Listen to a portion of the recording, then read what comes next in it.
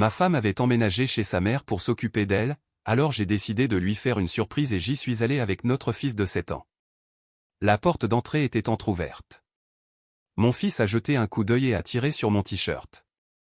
Papa, regarde sans faire de bruit. Je jure que je ne me suis pas réveillé ce matin en m'attendant à devenir le méchant de l'histoire, mais quelqu'un devait raconter la vérité. Quand je suis entré dans le garage de ma belle-mère à 11h47 un samedi matin, une boîte de donuts Krispy Kreme à la main et mon fils de 7 ans, Lucas, à mes côtés, je pensais faire quelque chose de sympa, quelque chose de soutien. Ma femme, Sarah, s'occupait de sa mère en phase terminale depuis 6 semaines, revenant à peine à la maison. Toujours épuisée quand elle rentrait. Toujours stressée, parlant sans cesse de la difficulté de voir Linda dépérir d'un cancer du pancréas de stade 4. Je voulais aider, la surprendre, lui montrer qu'elle n'était pas seule. Mais en arrivant sur le perron, j'ai remarqué que la porte était entr'ouverte. Pas beaucoup, juste 1 centimètre assez pour entendre des voix à l'intérieur. Lucas a serré ma main. Papa, il a chuchoté. Il y a quelque chose de bizarre. J'étais sur le point de frapper quand Lucas, enfant curieux qu'il est, a regardé par l'entrebâillement. Puis il est devenu complètement immobile. Ses doigts se sont resserrés sur les miens et il m'a regardé avec les yeux les plus écarquillés que j'ai jamais vus. Papa, regarde sans faire de bruit. Je me suis penché et j'ai regardé par l'ouverture de la porte. Le salon était entièrement visible, des couvertures partout, des flacons de médicaments alignés sur la table basse comme des accessoires de théâtre. Du matériel médical pour lequel j'avais aidé à payer adossé dans un coin, inutilisé. Mais ce n'est pas ça qui a fait chuter mon estomac. C'était le rire. La mère de Sarah, Linda, était assise sur le canapé en robe de soie, un verre de vin rouge à la main, en train de scroller sur son téléphone. Rien d'une malade. Rien d'une mourante. Pas même fatiguée. Ses cheveux étaient coiffés. Son maquillage parfait. Elle avait l'air en meilleure santé que moi. Sarah était à ses côtés, tenant son téléphone. Ok, maman. Encore une photo. Celle-ci c'est pour la mise à jour de midi. Fais une tête triste. Comme si tu souffrais beaucoup. Linda a levé les yeux au ciel, mais a pris une expression douloureuse faible, souffrante, digne d'un Oscar. Sarah a pris la photo et a souri. Parfait. Ça va directement sur le GoFundMe. Ça devrait rapporter encore quelques milliers d'ici ce soir. Mon sang s'est glacé. GoFundMe. Lucas a tiré sur mon t-shirt. Papa, c'est quoi GoFundMe? Je n'ai pas pu répondre parce que Sarah a continué à parler. On en est déjà à 22 000 $, a-t-elle dit en faisant défiler son téléphone. Et tu y crois? Les gens sont tellement généreux quand ils croient que quelqu'un est en train de mourir. Linda a ri. Un vrai rire. Je t'avais dit que ça marcherait. Ton père n'a jamais cru à la génération de revenus créative. Sarah a laissé échapper un rire. Mon père était ennuyeux. Ça, c'est de l'argent facile. Et Marc continue d'en envoyer dès que je demande. Elle a dit mon nom comme si j'étais une blague. Un pigeon. Un idiot. Je me suis éloigné de la porte, le cœur battant à tout rompre, les mains tremblantes. Lucas m'a regardé, perplexe. Mamie va bien? A-t-il chuchoté. Elle va bien, ai-je répondu à voix basse. Même trop bien. Laissez-moi revenir un peu en arrière. J'étais marié à Sarah depuis 9 ans. Je l'ai rencontrée quand j'avais 27 ans, je travaillais comme ingénieur logiciel dans une entreprise de taille moyenne à Austin. Elle était responsable marketing belle, intelligente, ambitieuse. Nous sommes sortis ensemble pendant 2 ans avant que je ne la demande en mariage. La vie était belle. Nous avons acheté une maison, avons eu Lucas, avons construit ce que je croyais être un mariage solide. L'argent n'a jamais été un problème. Mon salaire était de 120 000 $ par an. Sarah en gagnait 65 000. Nous vivions confortablement, épargnions toujours, faisions de beaux voyages. Jusqu'à il y a 6 semaines, où tout a changé. Sarah m'a appelé au travail à 14h17. En pleurs. Des sanglots. Marc, c'est ma mère. Elle s'est évanouie. Ils font des examens. Ça n'a pas l'air bon. J'ai quitté le travail immédiatement. Je suis allé à l'hôpital. J'ai trouvé Sarah dans la salle d'attente, le mascara coulé, les mains tremblantes. Ils pensent que c'est un cancer, a-t-elle dit. Au pancréas. Ils font une biopsie, mais les médecins ont dit que ça avait l'air avancé. Je l'ai prise dans mes bras pendant qu'elle pleurait, j'ai appelé mon patron, j'ai pris 3 jours de congé. Je suis resté dans des salles d'attente, j'ai soutenu ma femme dans le pire moment de sa vie. Le diagnostic est arrivé 2 jours plus tard. Cancer du pancréas de stade 4, 6 mois à vivre, peut-être 1 an avec un traitement agressif. Linda avait 62 ans. Trop jeune. Trop saine. Le diagnostic a été comme un coup de poing dans l'estomac.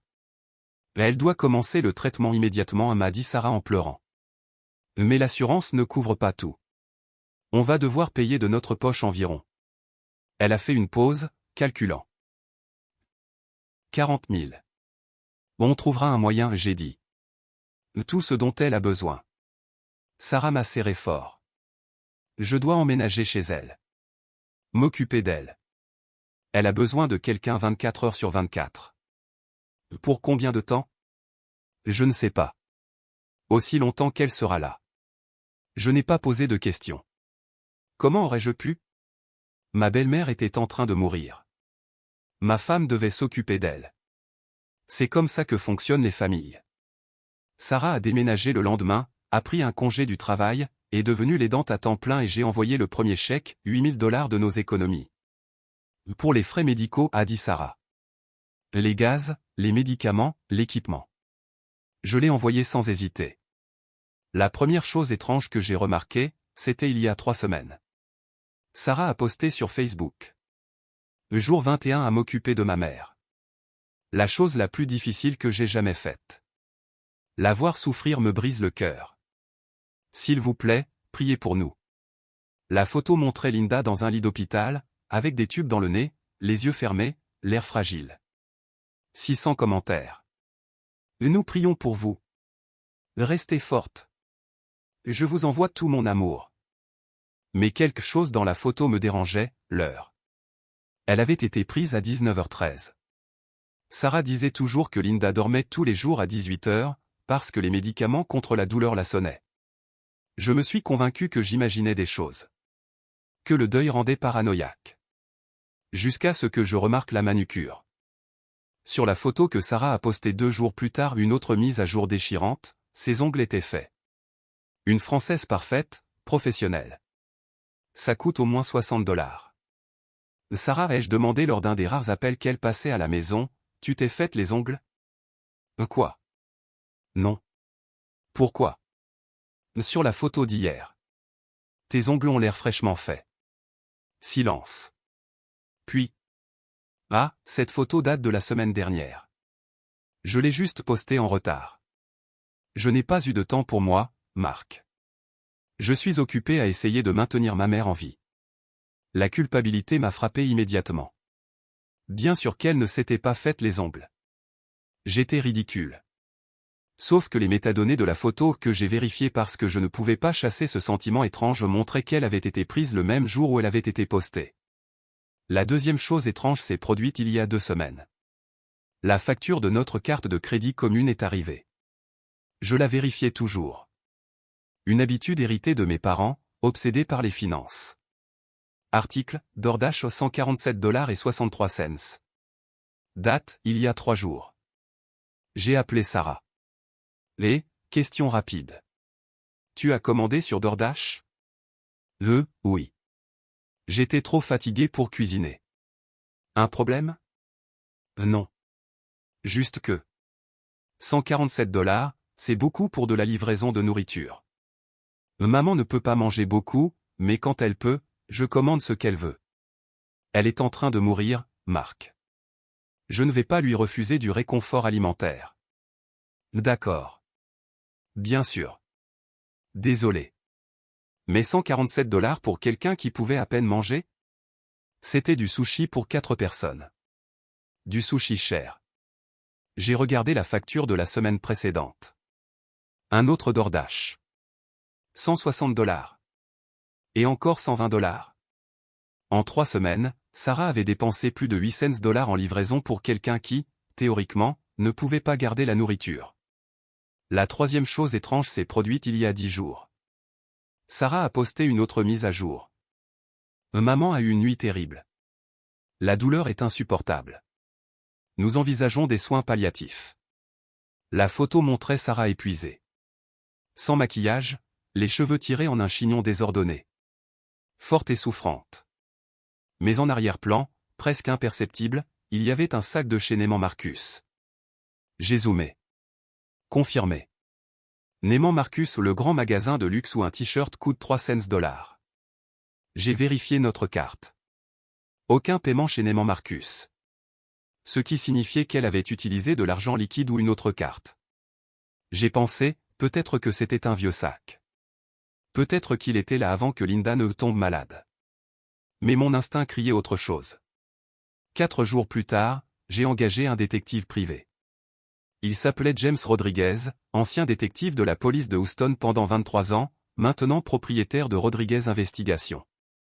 Son site web avait des témoignages d'avocats spécialisés dans les divorces et les cas de fraude à l'assurance.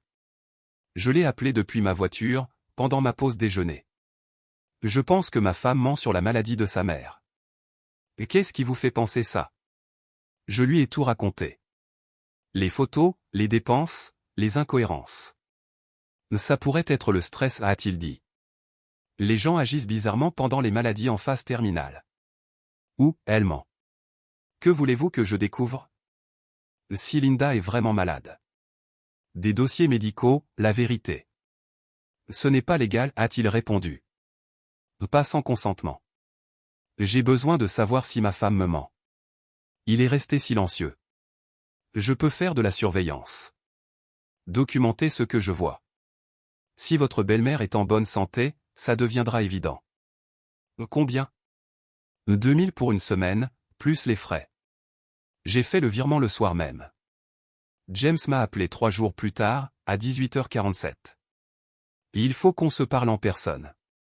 Nous nous sommes retrouvés dans un café de l'autre côté de la ville.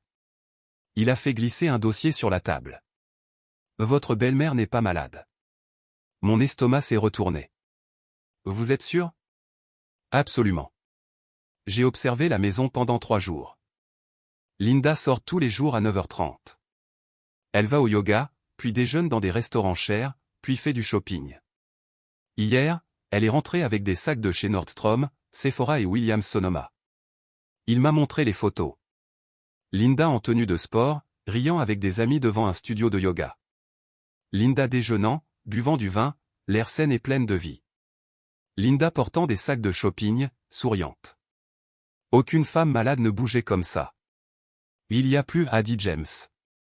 J'ai fouillé les bases de données publiques de santé. Les registres ouverts. Linda n'a été traitée dans aucun hôpital au cours des 3 derniers mois. Pas de passage aux urgences. Pas de consultation en oncologie. Vous êtes sûr? Oui. Quoi que votre femme vous ait dit, c'est un mensonge. Mes mains tremblaient. Vous pouvez le prouver légalement? Je peux obtenir les dossiers médicaux avec une autorisation appropriée. Si elle a vu un médecin récemment, on peut demander ces documents. Mais, monsieur. Il s'est penché en avant. Si votre femme prétend que sa mère a un cancer, c'est une fraude. Surtout si de l'argent est impliqué. Elles ont un GoFundMe. Son expression est devenue grave. Combien ont-elles collecté? Je ne sais pas. Sarah l'a mentionné une fois, mais a dit qu'elle ne voulait pas demander d'argent aux gens. Vérifiez. Maintenant. J'ai pris mon téléphone. J'ai cherché le nom de Sarah plus GoFundMe. Je l'ai trouvé immédiatement. Aider Linda à lutter contre son cancer de stade 4. Total actuel, 22 890 $. Ma vision s'est brouillée. Mon Dieu, a murmuré James. C'est une fraude grave. Fraude électronique si elles utilisent des plateformes en ligne. C'est un crime fédéral. Et qu'est-ce que je fais? Documentez tout. Obtenez une preuve médicale que Linda est en bonne santé. Signalez-le à GoFundMe et aux autorités. Et, Monsieur Chen. Il m'a regardé sérieusement.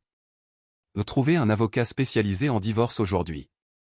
Le lendemain matin, j'ai contacté le docteur Patricia Vance. C'était le médecin généraliste de Linda, je le savais parce que j'avais vu des documents quand elle nous avait rendu visite le Noël dernier. J'ai appelé le cabinet et expliqué que j'étais le gendre de Linda et que j'étais inquiet à propos du diagnostic. Monsieur Chen, je ne peux pas discuter des dossiers médicaux sans consentement. Je comprends, mais ma femme affirme que Linda a un cancer du pancréas de stade 4. Nous envoyons de l'argent pour le traitement. J'ai juste besoin de savoir si c'est vrai. Silence. Puis. Monsieur Chen. Linda n'a pas de cancer. Elle est venue pour un examen de routine il y a 6 semaines. En parfaite santé. Les analyses de sang étaient normales. Nous n'avons même pas demandé d'imagerie. Ma gorge s'est serrée.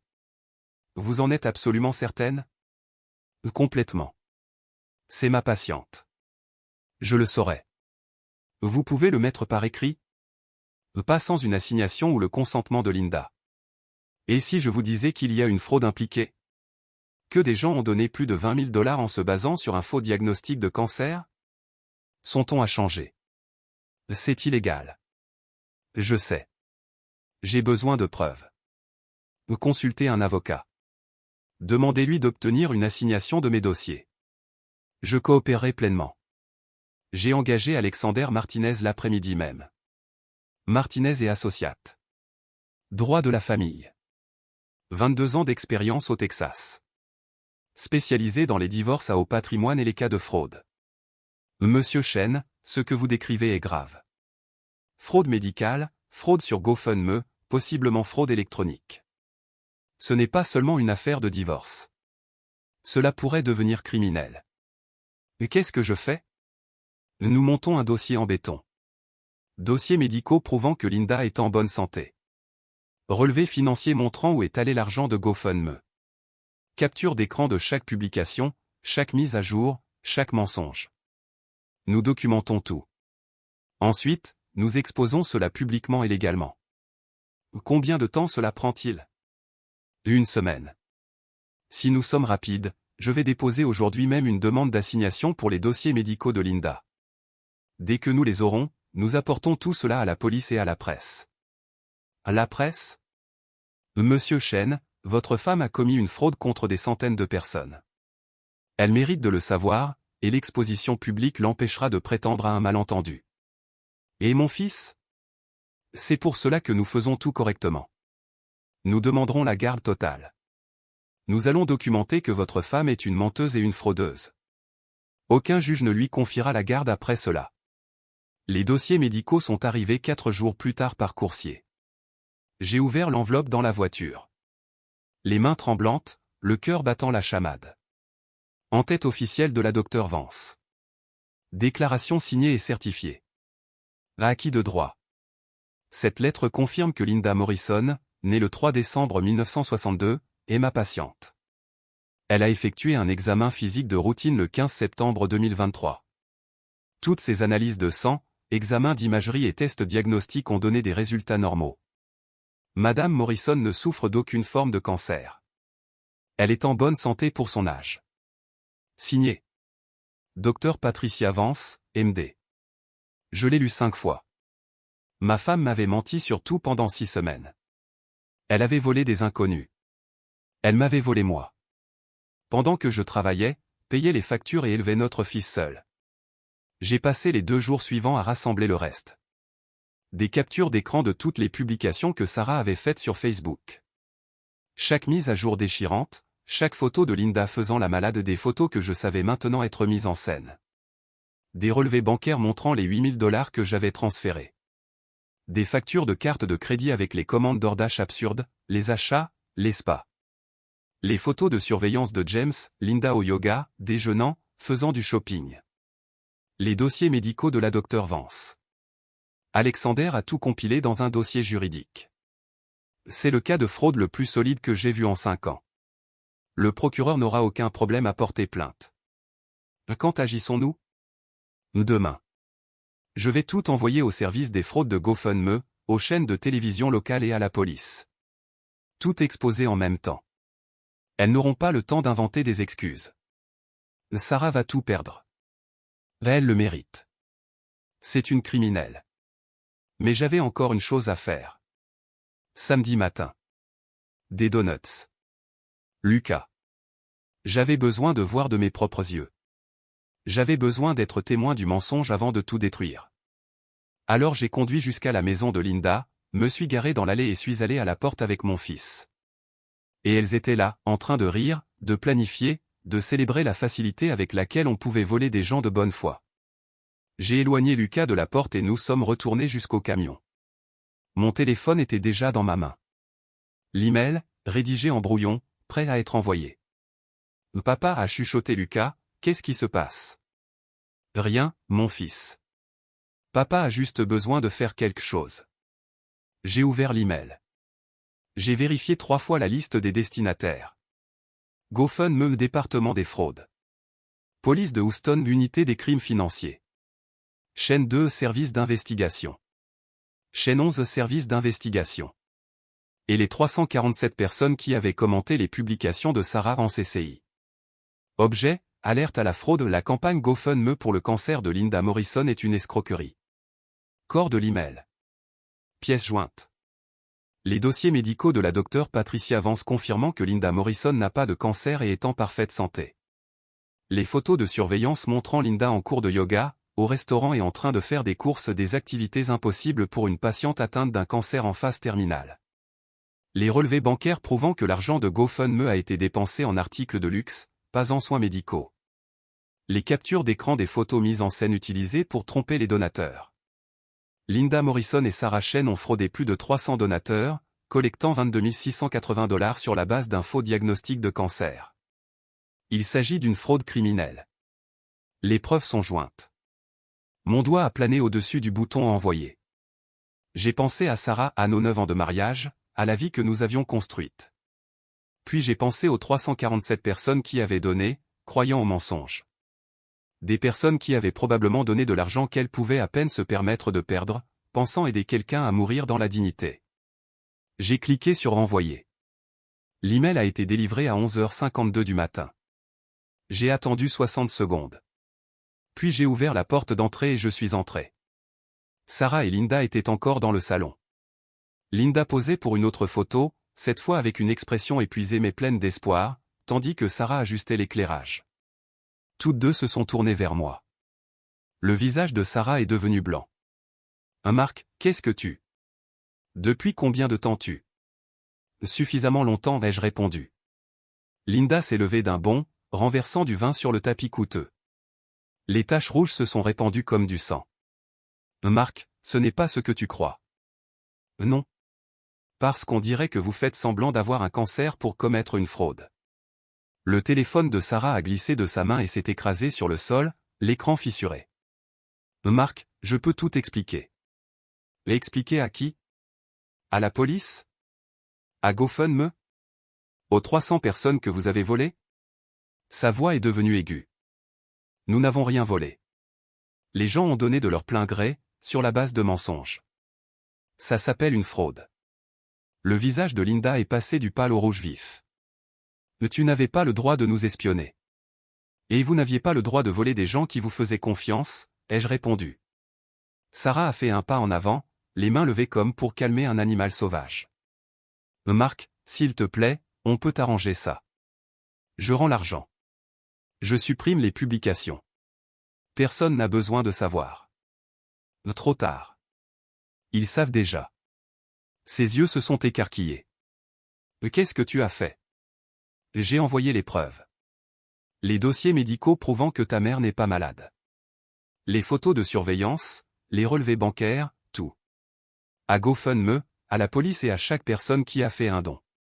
Toute couleur a quitté le visage de Sarah. Elle ressemblait à un cadavre. Tu as fait QOI? Je les ai aussi envoyés aux chaînes de télévision locales. Elles vont diffuser le reportage aujourd'hui. Au journal de 18h. Linda a saisi le bras de Sarah. Il bluffe. Il ne ferait pas ça. Je ne bluffe pas, ai-je répondu. J'ai sorti mon téléphone et leur ai montré l'email envoyé. Horodatage, 11h52. La liste des destinataires, interminable. Les jambes de Sarah ont cédé. Elle s'est laissée tomber lourdement sur le canapé. Marc, tu ne peux pas. Tout le monde va voir. Mon travail, mes amis, ma famille. Tout le monde verra la vérité. S'il te plaît, sa voix s'est véritablement brisée. Pense à ce que ça va nous faire. À Lucas. À notre famille.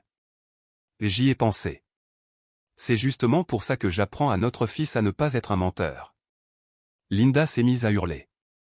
L'espèce de salaud vindicatif. Tu détruis ta propre femme.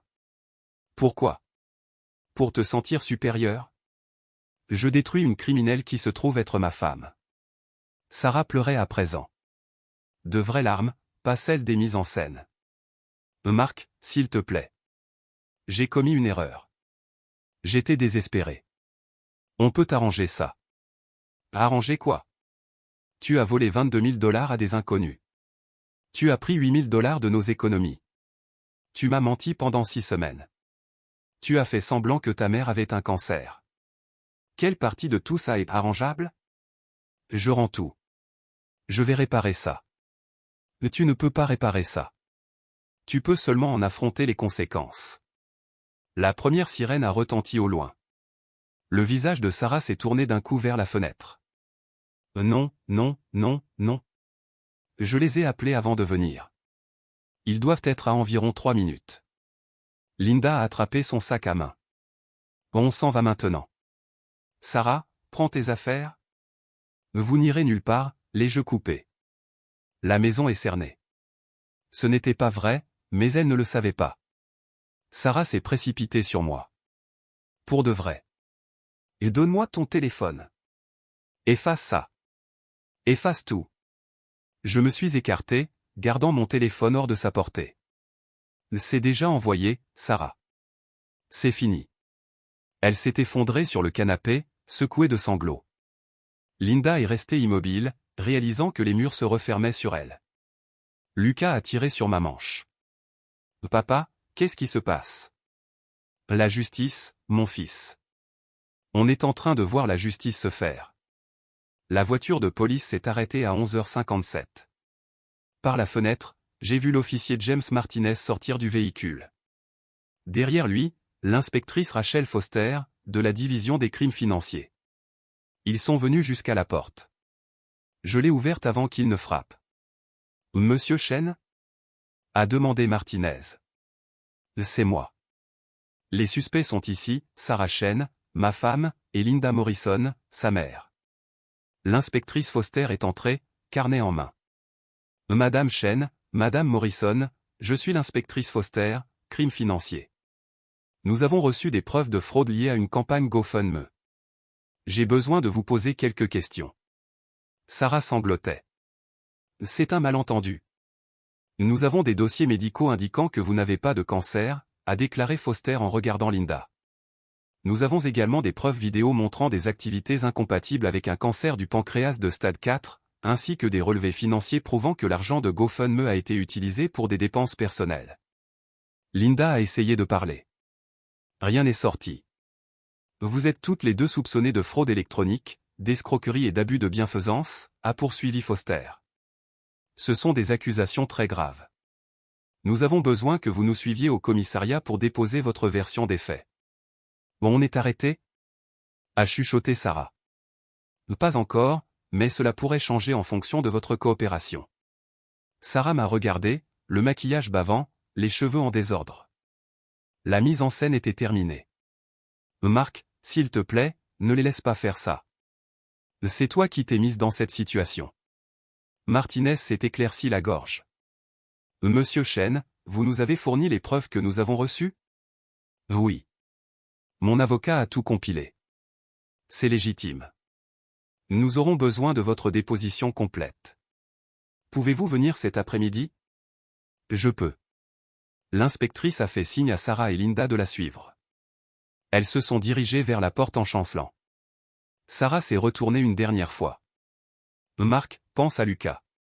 Tu fais ça devant notre fils. J'ai regardé Lucas à mes côtés, puis je l'ai regardé. Je pense à Lucas. Je lui apprends que les menteurs affrontent les conséquences, que voler est mal, qu'on ne peut pas faire du mal aux gens et continuer comme si de rien n'était. Je suis sa mère. Tu es une criminelle qui se trouve être sa mère. Elles ont été escortées vers les voitures de police tandis que les voisins sortaient pour regarder. Quelqu'un filmait. Le soir même, Ce serait sur tous les réseaux sociaux. À 18h07, la chaîne 2 a diffusé le reportage. Lucas et moi étions chez mon frère. Je l'avais appelé dès le départ de la police, je lui avais tout raconté, et il nous avait proposé de rester là-bas. Nous avons regardé le reportage ensemble. Une campagne GoFundMe locale lancée pour financer les traitements contre le cancer d'une mère s'est révélée être une fraude. Sarah Chen et Linda Morrison auraient simulé un diagnostic de cancer de stade 4 pour solliciter les dons de la communauté. Plus de 300 personnes ont donné plus de 22 000 $, croyant aider une femme au seuil de la mort. Le reportage a ensuite montré les publications Facebook de Sarah. Les photos mises en scène, Linda faisant la malade. Les dossiers médicaux obtenus par les enquêteurs confirment que Linda Morrison n'a pas de cancer et est en parfaite santé. Les images de surveillance montrent Linda dans des activités normales yoga, shopping, déjeunant au restaurant. Des activités incompatibles avec une maladie en phase terminale. Plan serré sur les photos de surveillance prises par James. Linda sortant de son cours de yoga. Linda faisant les magasins. Linda buvant du vin à midi. Toutes deux font maintenant l'objet d'une enquête pour fraude électronique et abus de bienfaisance. GoFundMe a gelé la campagne et travaille avec les autorités pour rembourser les victimes. Plan sur l'inspectrice Foster. Il s'agit d'un cas clair de fraude. Ces femmes ont exploité la générosité et la compassion des gens pour en tirer un gain personnel. Nous prenons ce genre d'affaires très au sérieux. Le visage du présentateur était grave. Si elles sont reconnues coupables, Chen et Morrison risquent jusqu'à 20 ans de prison. Nous continuerons à suivre ce dossier. Mon frère a posé la télécommande sur la table et m'a regardé. Ça va? Oui. C'était brutal. Mais c'était nécessaire. Lucas a grimpé sur mes genoux. Papa. Maman va aller en prison. Probablement, mon fils. Pour combien de temps? Je ne sais pas. Ça dépend du juge. Je pourrais encore la voir? Si tu le veux. Il a réfléchi un moment. Je ne sais pas si je le veux. Ça va. Tu n'as pas à décider tout de suite. La répercussion a été immédiate et totale. Dimanche matin, les publications de Sarah sur Facebook avaient déjà été partagées plus de 15 000 fois. Toutes les chaînes d'information locales avaient relayé l'histoire. Des médias nationaux qualifiaient cela de l'une des fraudes caritatives les plus éhontées des dernières années. Les commentaires sous les publications de Sarah étaient dévastateurs. J'ai donné 200 $. Je vous ai fait confiance. Vous êtes dégoûtante. Ma mère est morte d'un cancer. Vous vous êtes moqué de sa souffrance. J'espère que vous pourrirez en prison. GoFundMe a publié un communiqué. Nous avons clôturé la campagne et travaillons avec la police. Tous les donateurs seront intégralement remboursés. GoFundMe ne tolère pas la fraude. L'employeur de Sarah, une entreprise de marketing de taille moyenne, a également publié une note. Nous avons licencié Sarah Chen avec effet immédiat. Nous ne tolérons pas la fraude ou les comportements contraires à l'éthique. Les amis de Linda l'ont abandonnée. Le studio de yoga l'a bannie. Les restaurants où elle a été photographiée ont publié des condamnations de ses actes. Toutes deux sont devenues des parias sociaux du jour au lendemain. Les accusations criminelles sont tombées 3 jours plus tard. Sarah et Linda ont été accusées de fraude électronique, crime fédéral, jusqu'à 20 ans. L'escroquerie, crime d'État, jusqu'à 2 ans. Abus de bienfaisance, crime d'État, 2 à 10 ans. Peine maximale possible, plus de 40 ans pour chacune. Alexandra m'a appelé avec les nouvelles. Le procureur va être impitoyable. La pression publique est énorme. Ils ne peuvent pas se montrer cléments. Et maintenant? Audition d'assignation dans 2 semaines. Ensuite le procès, qui peut prendre de 6 à 12 mois. Mais, Monsieur Chen, elles iront en prison. Il n'y a aucun doute. Très bien. Je dépose également la demande de divorce et sollicite la garde totale de Lucas. Compte tenu des circonstances, vous l'obtiendrez. Sarah va se battre. Qu'elle se batte. C'est une criminelle condamnée ou sur le point de l'être. Aucun juge n'accorde la garde à quelqu'un qui purgera une peine de prison. Le divorce a été prononcé 8 mois plus tard. J'ai obtenu la garde totale de Lucas. Sarah a obtenu des visites supervisées 2 heures par semaine après sa libération. Le procès pénal s'est déroulé sans accroc. Les preuves étaient accablantes. Le jury a délibéré 4 heures. Coupable sur tous les chefs d'accusation. Le juge Michael Torres a condamné Sarah à 12 ans de prison fédérale. Linda a écopé de 8 ans, un peu moins car elle n'était pas à l'origine du GoFundMe. Ce que vous avez fait, a déclaré le juge Torres lors du prononcé de la peine, ne se résume pas à du vol. C'est une trahison de la compassion humaine. Les gens ont donné parce qu'ils croyaient à votre souffrance. Ils ont donné de bon cœur. Et vous avez exploité cela. Vous méritez chaque année de cette peine. Sarah a pleuré, imploré la clémence, parlé du besoin de Lucas d'avoir sa mère. Le juge n'a pas fléchi. Vous auriez dû penser à votre fils avant de commettre une fraude. 2 ans après l'effondrement de tout cela, Lucas et moi allions bien. Nous avions déménagé dans un autre quartier. Un nouveau départ. De nouveaux souvenirs. Lucas était en CE2, se débrouillait bien à l'école, suivait une thérapie 1 fois par semaine pour tout digérer. Comment te sens-tu par rapport à ta mère? A demandé le docteur Jennifer Park, psychologue pour enfants avec 18 ans d'expérience. Je ne sais pas, a répondu Lucas. Je l'aime, mais je suis en colère contre elle. C'est normal. Tu peux ressentir les deux choses. Papa dit qu'elle a fait de mauvais choix. Ton père a raison, mais ça ne veut pas dire que tu ne peux pas l'aimer. Tu aimes encore maman?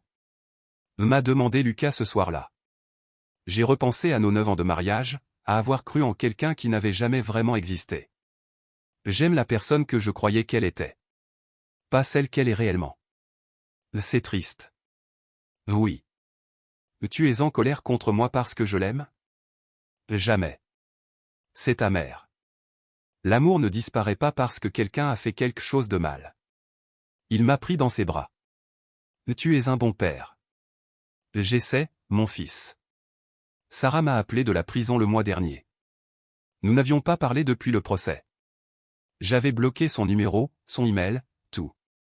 Mais elle a appelé d'un numéro de prison, que je n'avais pas reconnu. Marc, c'est moi. J'aurais dû raccrocher. Mais je ne l'ai pas fait. Qu'est-ce que tu veux? M'excuser. Pourquoi, exactement? Pour tout. Pour avoir menti? Pour avoir volé? Pour avoir détruit notre famille?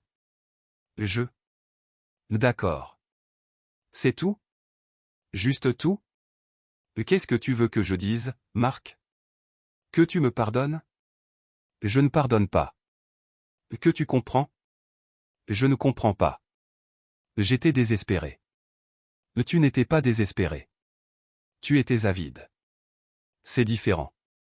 J'ai fait une erreur. Tu as fait une centaine d'erreurs en 6 semaines. Chaque mensonge a été un choix. Chaque photo truquée a été un choix. Chaque dollar volé a été un choix. Elle pleurait à présent. Lucas me manque. Il se porte bien sans toi. C'est cruel. C'est honnête. Il te voit 2 fois par semaine, sous surveillance. Il est poli. Il ne demande pas à te voir davantage. C'est ça, ton héritage, Sarah. Marc, s'il te plaît. Je vais raccrocher maintenant. Ne rappelle plus. Attends. J'ai raccroché. Je suis resté assis dans la voiture, devant l'école de Lucas, attendant l'heure de la sortie. Et je n'ai rien ressenti. Rien. Pas de colère, pas de tristesse, pas de regret. Juste la paix. Commentaire Monsieur Reddit. Une belle leçon de vie, si votre belle-mère atteinte d'un cancer en phase terminale soudoyée de larmes est plus souvent en séance de yoga qu'à l'hôpital, vérifiez vos relevés bancaires avant d'envoyer un chèque. La génération de revenus créatifs peut parfois s'appeler détournement de fonds. Santé.